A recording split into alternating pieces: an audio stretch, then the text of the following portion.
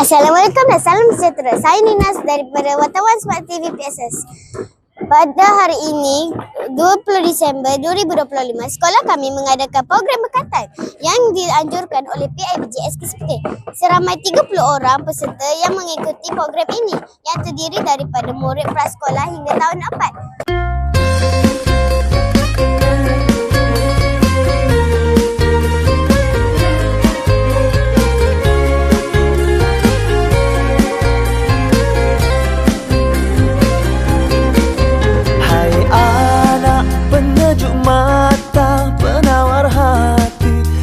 Lara teringatkanmu, menghibur ayah juga mama.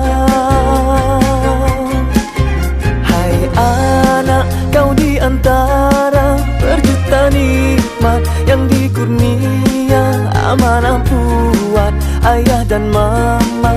Jadilah kami dalam menuju ke syurga. Hai anak, kau dibesarkan dengan kasih sayang, dengan harapan menjadi insan yang beriman, memberi manfaat buat seluruh umat. Assalamualaikum. Terima kasih kerana sudi meluangkan masa. Boleh perkenalkan diri? Waalaikumsalam. Hai, nama saya Muhammad Khalifah bin Khalid Abdul Khalid Ali Aduman dari Kelas 2 Zamrud. Apakah perasaan anda hari ini menyertai program berkatan ini? Saya berasa takut sedikit, namun saya berasa bangga kerana menjadi salah seorang murid peserta berkatan murid sekolah SK Putih.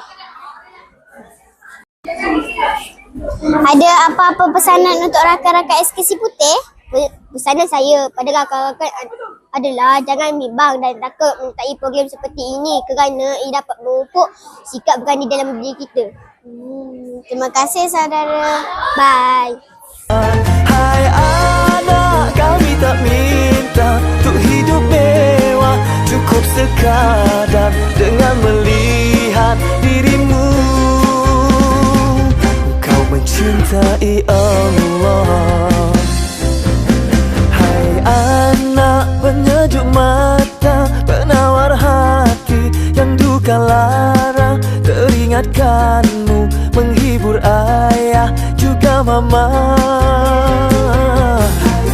Hai anak, kau di antara berjuta nikmat yang dikurnia amanah buat ayah dan mama. Jadilah kami dalam menuju ke syurga. Assalamualaikum Puan. Apakah Puan punya pandangan pada program hari ini? Okey. Bagi saya sebagai ibu, program hari ini memang meriah. Lepas tu dapat mengeratkan hubungan antara ibu bapa. Lepas tu anak-anak pun sangat gembira.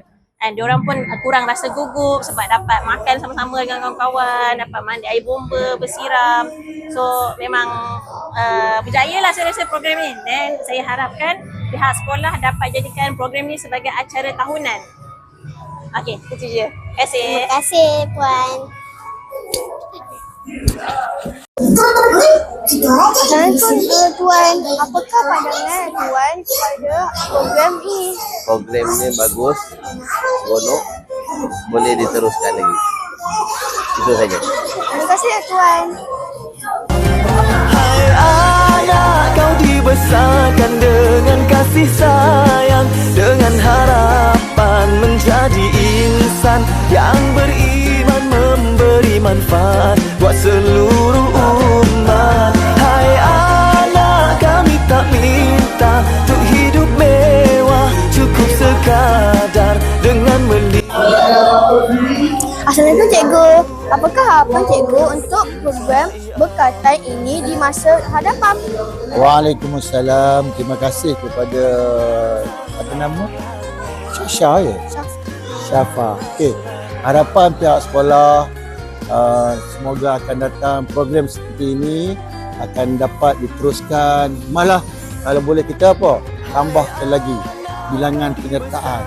Untuk kali ini kita ada lebih kurang 30 orang.